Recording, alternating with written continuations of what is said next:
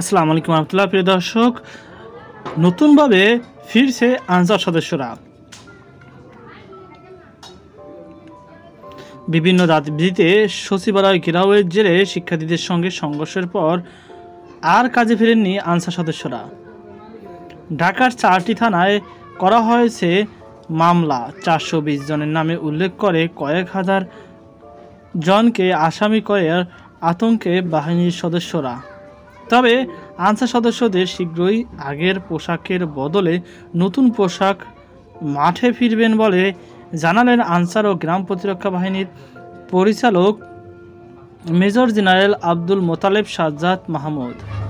আওয়ামী লীগের নেতৃত্বাধীন সরকারের পতনের পর বিভিন্ন থানা নিরাপত্তার দায়িত্বে দেখা যায় আনসার সদস্যদের। সড়কে ছাত্রদের পাশাপাশি ট্রাফিক নিয়ন্ত্রণের দায়িত্ব পালন করেন এই বাহিনী। পরিস্থিতি বদলে যায় 20 দিন না পেরোতেই গেল 25 আগস্ট বিশ্রাম প্রথা বাতিল সহ বেশ কয়েকটি দাবিতে রাস্তায় নামে আনসার সদস্যরা। ঘেরাও করেন সচিবালয়। পরে সমন্বয়কদের সমর্থনে এগিয়ে আসা শিক্ষার্থীদের সঙ্গে সংঘর্ষে হয় তাদের। এই ঘটনার পর থেকেই হতাশা ও আতঙ্কে বাহিনীর সদস্যরা। রাজধানীর তোপখানা মেট্রো রেল স্টেশনের প্রবেশমুখে যাত্রী সেবায় ব্যস্ত এক আনসার সদস্য সিভিল পোশাকে পালন করেছেন দায়িত্বে। তিনি বলেন, ডিপার্টমেন্টদের মান সম্মান ক্ষুণ্ণ হয়ে গেছে। এতদিন ধরে চাকরি করে এখন আমরা নিরুপায়। ঢাকা মেডিকেল কলেজের হাসপাতালে যেখানে সবসময় সেবায় নিয়োজিত থাকতেন আনসার সদস্যরা, সেখানেও একই চিত্র। তারাও অনেকটাই ভীত ও সন্ত্রস্ত। হাসপাতালে দায়িত্বরত এক আনসার সদস্য বলেন, আমাদের নির্দেশনা দেওয়া হয়েছে সিভিল ডিউটিতে করতে, আমরা তাই করছি। এদিকে আনসার সদস্যদের অনুপস্থিতির বিশৃঙ্খলার কথা জানালেন সেবা প্রত্যাশীরা। আবার সদস্যদের বিরুদ্ধেও রয়েছে অভিযোগ।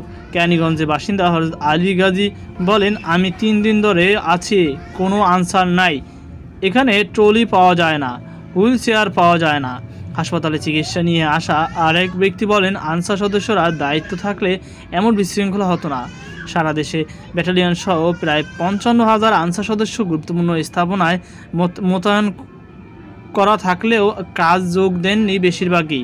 বিক্ষোভের সঙ্গে ব্যাটালিয়ন সদস্যরাও জড়িত নন বলে জানান বাহিনীর DG major general Abdul Motaleb Sajjad Hossain. তবে বিভিন্ন প্রতিষ্ঠান সদস্যদের ফেরার প্রশ্ন কথা বলতে রাজি হননি তিনি।